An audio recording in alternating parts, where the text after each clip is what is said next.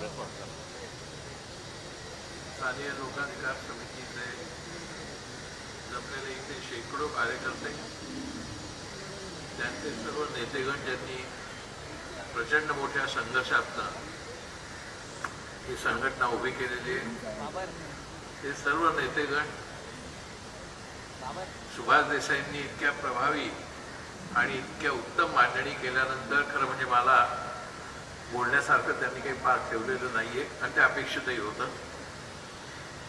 माझे सहकारी राज्यसभेतले संजय राऊत, माझे पार्लमेंटमधले सहकारी अरविंद सावंत आणि ह्या सर्व कार्यक्रमाचे मुख्य आयोजक जे माझे राज्यसभेत सहकारी आहेत अनिल देसाई, दिवाकर रावते यांच्याही बरोबर मी अनेक वेळ चर्चा केलेली आहे. अशी बरीच माणसं इथे आहेत की ज्यांचा आणि माझा दीर्घकाळ संबंध आहे. आता जे कार्यकर्ते इथे आहेत आणि ज्यांच्या मनामध्ये, ज्यांच्या डोक्यामध्ये गेल्या 50 वर्षाच्या आठवणी आहेत, अशी पण माणसं आहेत.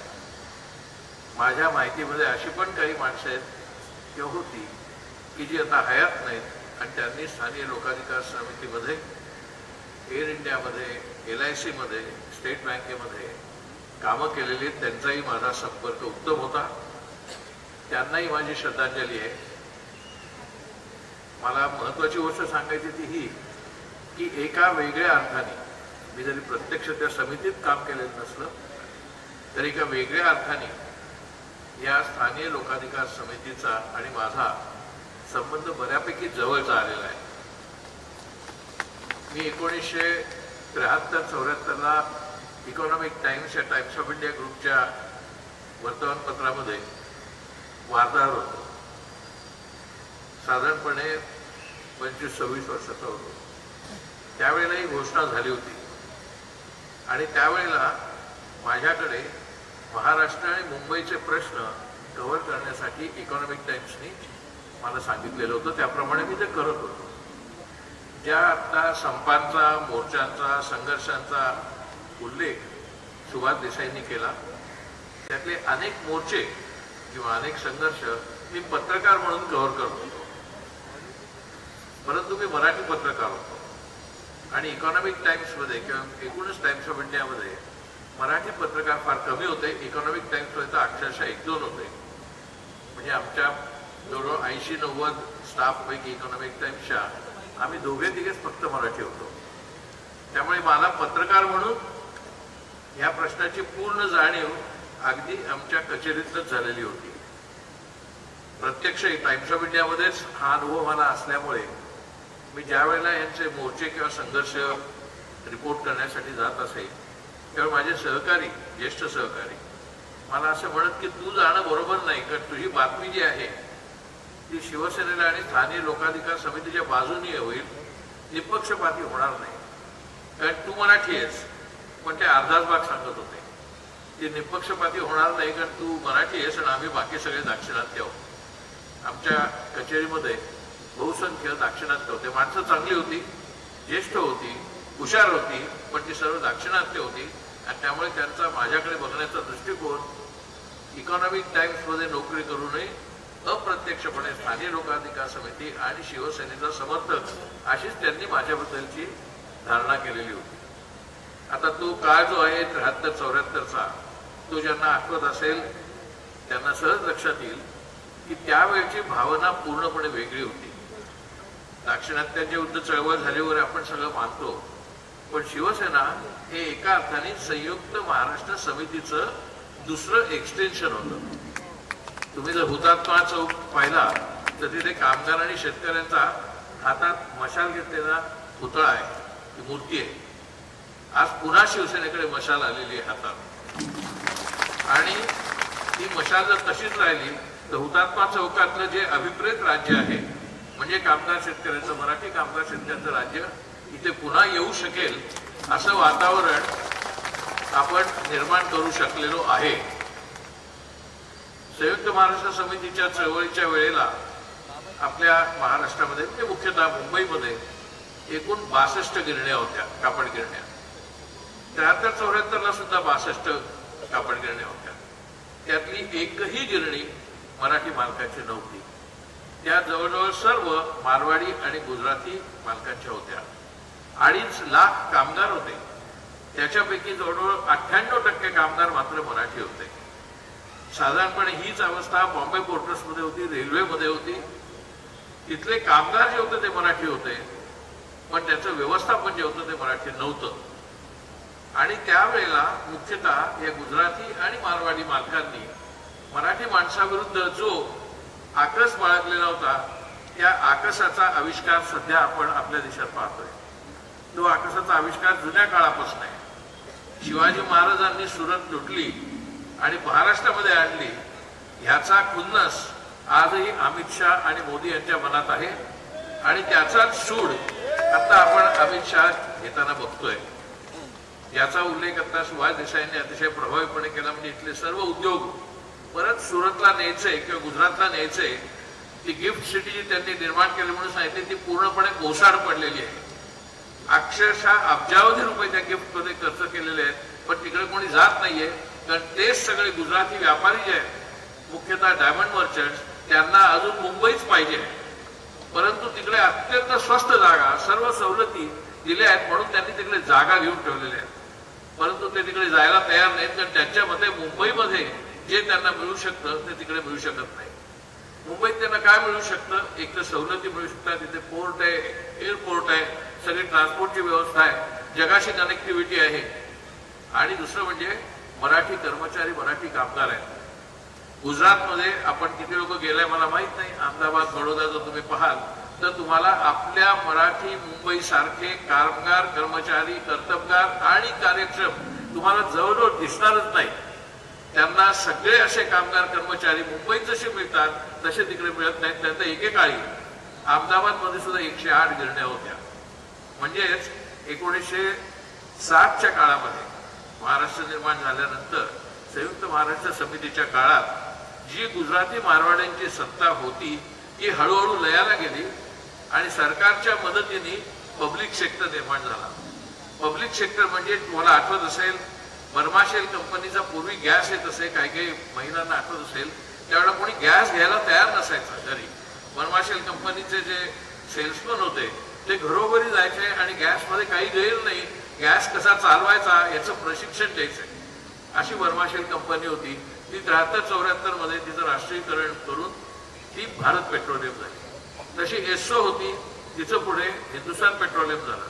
ह्या दोन अशा सार्वजनिक क्षेत्रात आल्या आणि अशा अनेक खासगी कंपन्या ज्या परदेशी होत्या, अमेरिकन होत्या, ब्रिटिश होत्या, त्यांचं आपल्या राष्ट्रीयकरणाने आपल्यामध्ये सामील करण्यात आलं. त्या राष्ट्रीयकरणामुळे देशाची संपत्ती प्रचंड वाढली आणि जसं सुभाष देसाई म्हणले, तिथे आपल्या चळवळीमुळे मराठी माणसांची टक्केवारी सुद्धा वाढली त्या पब्लिक सेक्टरमध्ये. नाहीतर त्या पब्लिक सेक्टरमध्ये सुद्धा प्रामुख्याने अमराठी माणसं होती. हा जो पब्लिक सेक्टर प्रचंड प्रमाणावर वाढला आणि त्याच्याबरोबर मराठी माणसांची सुद्धा संख्या वाढली. आता इथे बसलेल्या अनेक लोकांना कदाचित आठवण असेल, 73-74 मध्ये आपल्या देशाची अर्थव्यवस्था इतकी भीषण होती की त्यावेळेला महाराष्ट्रात पडलेल्या दुष्काळामध्ये सुकडी खायला द्यायला लागायची आणि ती सुकडी इथल्या मुंबईकरांनी सुद्धा खावी असं आवाहन त्यावेळेचे मुख्यमंत्री करत असत. कारण मुंबईमध्ये सुद्धा तुम्हाला पाव मिळत नव्हता, रवा आणि साखर सुद्धा तुम्हाला रेशनवरती सुद्धा पूर्णशी मिळत नव्हती.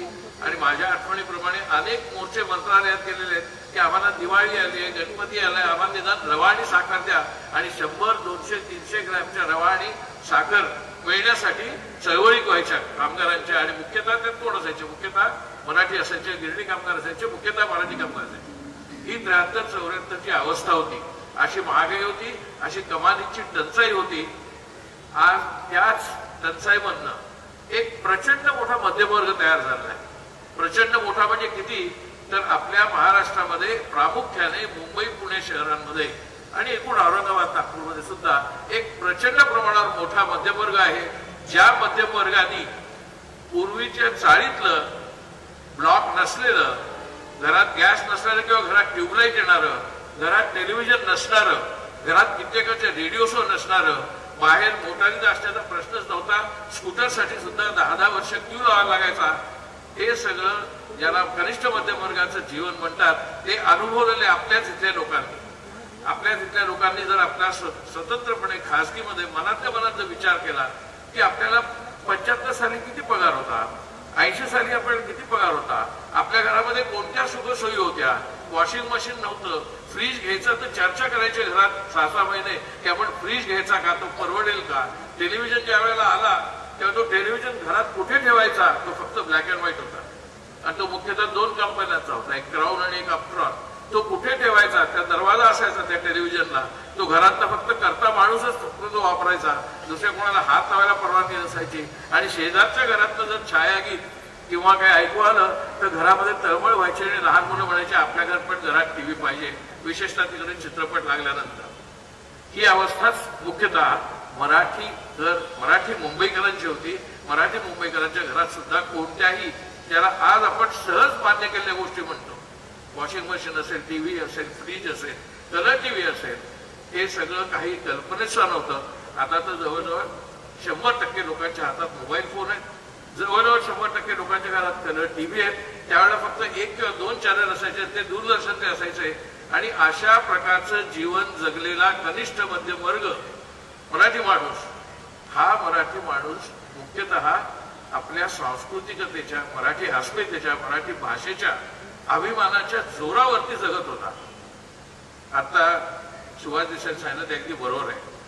आता पुन्हा उठावाची वेळ आलेली आहे, कारण आता अशा प्रकारे सांस्कृतिक अस्मितेच्या आणि भाषेच्या पातळीवरती आपण पुढे जायच्या ऐवजी आपण प्रत्यक्षात गेल्या 10 वर्षात मागे आलेलो आहोत आणि सरळ सरळ आपला अपमान होईल अशा पद्धतीने गुजराती मंत्री, गुजराती प्रधानमंत्री, गुजराती गृहमंत्री, सर्व प्रकारचे गुजराती मंत्री, गुजराती आरोग्य मंत्री मांडवीयांसारखे हे सगळे धडधडीतपणे महाराष्ट्राचा कसा अपमान करतात, मराठी माणसाकडे कशा तुच्छतेने पाहतात, हे निदान मी आणि संजय राऊत आणि अरविंद सावंत हे आम्ही लोकसभेत आणि राज्यसभेत दररोज पाहतोय. आम्ही त्याच्या विरुद्ध बोलतो. परंतु दुर्दैवाने अशी गोष्ट आहे, ज्या प्रमाणात त्याच्याबद्दलचा संताप महाराष्ट्रामध्ये व्यक्त व्हायला हवा तसा होताना दिसत नाही. इतकंच नव्हे तर दुर्दैवाने अनेक मराठी नेते विविध पक्षातले हे मोदी आणि शहांच्या कच्छपी लागलेले आहेत, त्यांची लाचारी करतायत. अशा प्रकारची लाचारी मराठी माणसांनी कधी सहन केलेली नाही. आणि म्हणून देसाई साहेब जे म्हणले ते बरोबर आहे की पुन्हा उठावाची गरज आहे. कारण जे संयुक्त राष्ट्र समितीमध्ये मुख्यतः गुजराती मालकीच्या विरोधात, म्हणजे ज्यांच्या हातात उत्पादनाची साधनं आहेत त्यांच्या विरोधात चळवळ सुरू झाली, नंतर ते शिवसेनेच्या मार्फत एकूण सार्वजनिक क्षेत्रापर्यंत आली. ते सर्व आता बदललेलं आहे. आता सार्वजनिक क्षेत्रामध्ये सुद्धा कॉन्ट्रॅक्ट सिस्टीम आलेली आहे. कॉन्ट्रॅक्ट सिस्टीम मध्ये कोणाला घ्यायचं, कोण नाही, कोणाला घ्यायचं नाही, हे सगळं त्या कॉन्ट्रॅक्टरच्या हातात असतं आणि तो कॉन्ट्रॅक्टर तिथल्या मॅनेजमेंटच्या म्हणजे मुख्यतः सरकारतर्फे येतो. आणि त्याच्यामुळे आज आपण असं प्रत्यक्षात पाहतोय की इतिहास पुढे जायच्या ऐवजी इतिहास मागे नेला जातोय. सुरतमधनं जी शिवाजी महाराजांनी वखार लुटून आणली ती परत सुरतमध्ये नेण्याच्या दृष्टिकोनातनं ती नव्हे तर इतर सुद्धा काही काही गोष्टी परत गुजरातमध्ये नेण्याचा प्रयत्न चालू आहे. मला वाटतं ह्या पार्श्वभूमीवरती आपण हे लक्षात घेतलं पाहिजे की आताचा जो मध्यम वर्ग आहे, जे समोर बसलेले आहेत, त्या सर्व मध्यम वर्गाने आपला भूतकाळ, स्थानिक लोकाधिकार समिती निर्माण होण्याच्या अगोदरचे आपले पगार, अगोदरच्या आपल्या नोकऱ्या याची जराशी नीट आठवण करून विचार केला पाहिजे की त्यावेळेला आपण असे होतो, त्यावेळेला आपण असे लढाऊ होतो, त्यावेळेला आपण असं बोलू शकत होतो. आता बोलण्याची संधी असून सुद्धा आपण का असे महाराष्ट्र म्हणून शरण गेलेले आहोत आणि अक्षरशः लाचार पद्धतीने आपण शरण गेलेले आहोत. आपलेच सहकारी जुने हे त्यांच्या नादी लागले, त्यांच्या कक्षेपी लागलेले आहेत. प्रत्यक्षात वस्तुस्थिती अशी आहे की आता निवडणुका आलेल्या आहेत आणि ह्या निवडणुकीमध्ये मोदी आणि शहांना असं जवळजवळ वाटायला लागलेलं आहे की आपल्याला पुन्हा तेवढी मतं मिळणार नाहीये. त्यांना मागच्या निवडणुकीमध्ये 303 जागा एकट्या भाजपला मिळाल्या. त्याच्या अगोदरच्या निवडणुकीत भाजपला 282 जागा मिळाल्या. आता आपल्याला परत 282 मिळतील असं वाटत नाही, 300 मिळतील असं वाटत नाही. आणि म्हणून त्यांनी नवीन नवीन प्रकल्प, नवीन नवीन घोषणा, नवीन नवीन भावनात्मक आवाहन तमाम समाजाला करतायत. आणि आपण सुद्धा कित्येक वेळेला त्या विशिष्ट घोषणांच्या, त्या विशिष्ट भावनात्मकतेच्या आहारी आपण जातोय. ते आहारी गेल्यामुळे त्यांना असं वाटतं की आपल्याला 300 किंवा 200 जागा मिळतील. परवा तर ते म्हणले आम्हाला 370 मिळतील आणि आमच्या एनडीएला 400 सुद्धा मिळतील. तुम्ही जर मनातल्या मनात हिशेब करून पाहिला तर राष्ट्रीय पक्ष भारतीय जनता पक्ष नाही, तो फक्त उत्तर भारतीयांचा हिंदी भाषिकांचा पक्ष आहे. तामिळनाडूमध्ये त्यांना काही स्थान नाहीये, केरळमध्ये त्यांना काही स्थान नाहीये, तेलंगणमध्ये त्यांना काही स्थान नाहीये, आंध्र प्रदेशमध्ये मामूली स्थान आहे किंवा जवळजवळ नाहीये, कर्नाटकामध्ये फक्त कोस्टल रिजन मध्ये त्यांना स्थान आहे, बाकी कर्नाटकात साध्या पॉंडिचेरी सुद्धा त्यांना स्थान. वरती तुम्ही जाल तर बंगालमध्ये त्यांना स्थान नाहीये, पंजाबमध्ये त्यांना स्थान नाहीये, काश्मीरमध्ये त्यांना स्थान नाही. कशाच्या जोरावर ते म्हणतात आम्ही राष्ट्रीय पक्ष? ते राष्ट्रीय पक्ष नाही आहेत, ते प्रामुख्याने उत्तर प्रदेश, मध्य प्रदेश, हिमाचल प्रदेश, हरियाणा एवढ्या पुरता त्यांचा पक्ष आहे. त्या तिथल्या सुद्धा हिंदी भाषिक बिहारमध्ये आता त्यांना गळती लागलेली आहे. आणि म्हणून कसंही करून इकडे जसं त्यांनी अजित पवारांना आणि अन्य लोकांना, शिंदेना वश करून घेतलं, तसं त्यांनी तिकडे नितीश कुमारांना वश करून घेतलेलं आहे.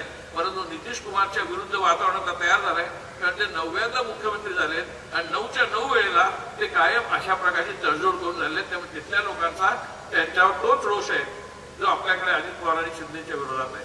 त्यामुळे त्यांना बिहारमध्ये पण आपल्याला त्या जागा मिळणार नाहीत. मागच्या वेळेला बिहारमध्ये त्यांना 98% जागा मिळाल्या होत्या, मध्य प्रदेशमध्ये 98% जागा मिळाल्या होत्या, कर्नाटकमध्ये 98% जागा मिळाल्या होत्या.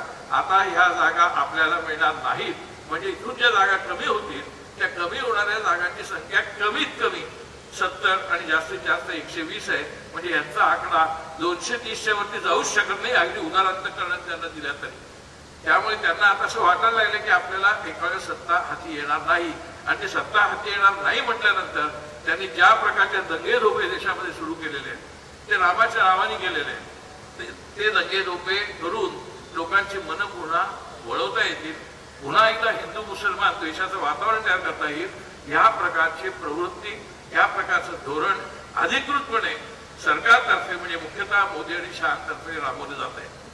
एक गोष्ट तुम्हाला सांगू शकतो, अरविंद सावंत, संजय राऊतनं पण ते माहिती असेलच, कारण आम्हाला तिकडे जे भाजपाचे खासदार भेटतात खासगीमध्ये, त्यांची बोलायची हिंमत नसते जाहीरपणे बोलण्याची किंवा आम्हाला हाऊसमध्ये सुद्धा बोलण्याची.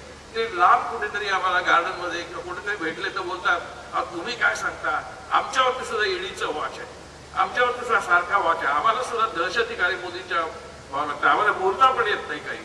ही आमची पण अवस्था आहे. आणि जर प्रसंग पडला तर आम्हीच सगळे मोदी आणि शहाच्या विरुद्ध जाणार आहोत. पण आता मात्र आम्ही जाऊ शकत नाही. त्यामुळे आम्ही संधीची वाट बघतोय. कित्येक वेळा त्यातले काही जण सांगतात की अहो तुम्ही तुमचं विरोधी पक्षाचं हे वाढवा, आंदोलन वाढवा, संघर्ष तीव्र करा, आम्हालाच त्याची मदत होणार आहे. कारण आम्हाला आता भाजपमध्ये सुद्धा कोणत्याही प्रकारचं स्वातंत्र्य नाही. त्यामुळे असंतोष हा काही फक्त लोकांमध्ये नाही, हा काही फक्त विरोधी पक्षांच्या कार्यकर्त्यांमध्ये नाही, हा खुद्द भाजपमध्ये सुद्धा असंतोष आहे. आणि त्या असंतोषाचा स्फोट कसा होऊ शकेल याचा अंदाज आणि याची भीती आता मोदी आणि शहांना आहे. आणि त्याच्यामुळे ते सगळं वातावरण बदलायचा प्रयत्न करतात. मला असं वाटतं की स्थानिक लोकाधिकार समिती ही जरी प्रत्यक्षात बिन राजकीय असली, म्हणजे ती जरी शिवसेनेने स्थापलेली असली तरी ती एका अर्थाने बिन राजकीय. कारण माझ्या माहितीमधले अनेक कम्युनिस्ट विचाराचे, समाजवादी विचाराचे असे जे LIC, एअर इंडिया, अन्य ठिकाणचे कार्यकर्ते आहेत किंवा समर्थक आहेत, ते अनेक लोक, आता मी येताना काही कार्यकर्त्यांशी बोलत होतो, त्यांच्यातले अनेक लोक हे स्थानिक लोकाधिकारशाहीचे समर्थक आहेत. आणि ती स्थानिक लोकाधिकार समिती हीच खरी लोकशाही आहे, सगळीकडे लोकशाही. कर्नाटकमध्ये एका ठिकाणी, एका प्रांतामध्ये माननीय खरगेंच्या मदतीने 371J या नावाने कॉन्स्टिट्युशनल अमेंडमेंट त्यांनी इम्प्लिमेंट केलेली. आणि त्यांच्या पक्षाचं बहुमत नसताना पूर्वी, आता नव्हे, आता ते अध्यक्ष आहेत पक्षाचे, पूर्वी त्यांनी केले त्यावेळेला त्यांनी सर्व पक्षीय कर्नाटकमधले एकत्र आणले. आणि त्या 371Jचा कायदा असा आहे की त्यामुळे त्या प्रांतातल्या, एका विशिष्ट प्रांतापुरता म्हणजे प्रदेशापुरता आहे, त्या प्रदेशातल्या प्रत्येक नोकरीला, कुणाची असो ती, खासगी असो सार्वजनिक असो, ती स्थानिक माणसालाच आणि स्थानिक भाषिक माणसालाच ते नोकरी दिली गेली पाहिजे. हा ठराव तिथे कायद्याने आहे, घटनेच्या आधारे केलेला आहे. 371J या घटनेच्या कलमानुसार ते त्यांनी तिकडे घडवून आणलेलं आहे. ते आपल्याला घटना असो नसो, आपण आपल्या ताकदीच्या जोरावर, आपल्या लढ्याच्या जोरावर, आपल्या संघर्षाच्या जोरावर ते आपण ते करू शकतो. याच्यामध्ये प्रांतवाद नाही. याच्यामध्ये प्रांतवाद कसा नाही, कारण हीच घोषणा, हीच चळवळ तामिळनाडूमध्ये आहे, बंगालमध्ये आहे, केरळमध्ये आहे आणि त्या सगळ्या ठिकाणी. कारण स्थानिक लोकाधिकार समिती ह्या ज्या वेळेला समर्थ होतात त्यावेळेला खऱ्या अर्थाने लोकशाही समर्थ होते. कारण लोकशाहीमध्ये लोक महत्वाचे आहेत आणि लोकांमध्ये ते स्थानिक लोक महत्वाचे आहेत. स्थानिक लोकांचा असा अधिकार असणं याचा अर्थ आपण देशाच्या विरोधात किंवा प्रांतवादाने इतरांच्या द्वेषामध्ये परामर्श करतोय आपण असं अजिबात समजायचं कारण नाही. आपला हा स्थानिक लोकाधिकार समितीचा प्रयत्न म्हणजे लोकशाही बळकट करण्याचा प्रयत्न आहे. हाच प्रयत्न आता अमेरिकेत सुद्धा चालू आहे आणि म्हणूनच अमेरिकेमध्ये सुद्धा एक प्रकारे मगाशी सांगितलं अनिल देसाईंनी किंवा अन्य लोकांनी सुभाष देसाईंनी पण की अमेरिकेत सुद्धा आता त्यांच्या पद्धतीने स्थानिक लोकाधिकार चळवळ चालू झालेली आहे. त्यांच्याकडचं जे अरिष्ट आहे आर्थिक अरिष्ट ते आर्थिक अरिष्ट याच्याचमुळे आलेलं आहे. इंग्लंडमध्ये जर्मनीमध्ये सुद्धा अशा प्रकारची चळवळ चालू आहे. दुर्दैवाने त्यांच्याकडे सुद्धा काही प्रमाणात द्वेषाचं आणि नफरतीचं राजकारण करून ते त्याला वळण लावायचा प्रयत्न करतात.